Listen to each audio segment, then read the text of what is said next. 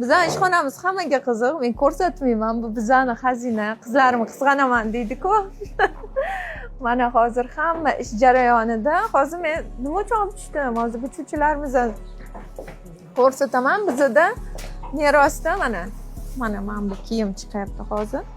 Ya'ni har bitta libos individualniy andaza bilan tikiladi. O'shaning uchun men andaza deb aytaman. Juda ham ko'pchilik tikuvchilar andaza nima, lekala nima, vykrika nima, modellashtirish nima, Miller-Sim metodi. Xullas hammasini chalkash qilib tashlaganda umuman tasavvur hosil bo'lmagan. O'shaning uchun bugun bitta sizlarga o'sha ma'lumot berib o'tadigan bitta post tayyorladim. Bu postni oxirida sizlarga berib yuboraman. Andazalarimiz mana bu Muhabbat opa, mana bu asos andaza, to'g'rimi? Onam tikkan ko'ylak. Qanday ekan ko'ylak? Zo'r, ha? Mana bu asos andaza qizlar.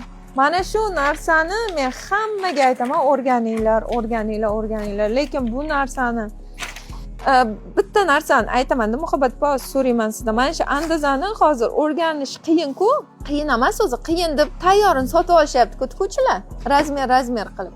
Nima minusi, nima plusi bor o'shani. Burada andazasidan farqi yo'q-da, uni o'zgartira olmaydi, ishlamaydi, tushunmaydimi? Ha. Klientga o'zi bilan individual ishlagan vaqt boshqacha. Da. Ha. Figuralar har xil bo'ladi. Standart Birdan chiqadi. Standart juda hozirgi zamonaviy ayollarimizga tushishi qiyin. Zamonaviy. O'shaning uchun chunki hammani hozir e'tibor beringlar, to'qchilik-ku, hammada figura baribir o'zgaryapti.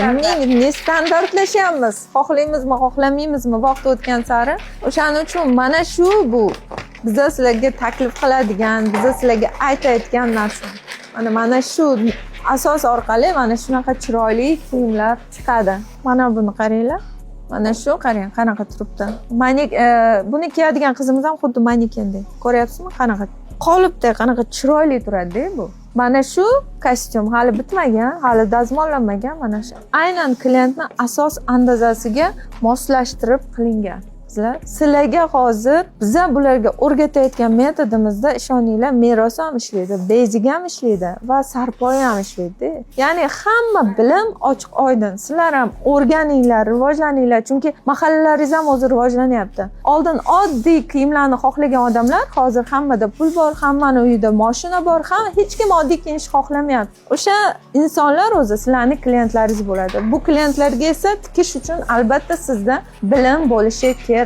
Bo'lmasa 5 yildan keyin emas, 3 yildan keyin siz o'zi andazani biladigan tikuvchini qo'lida ishlaysiz.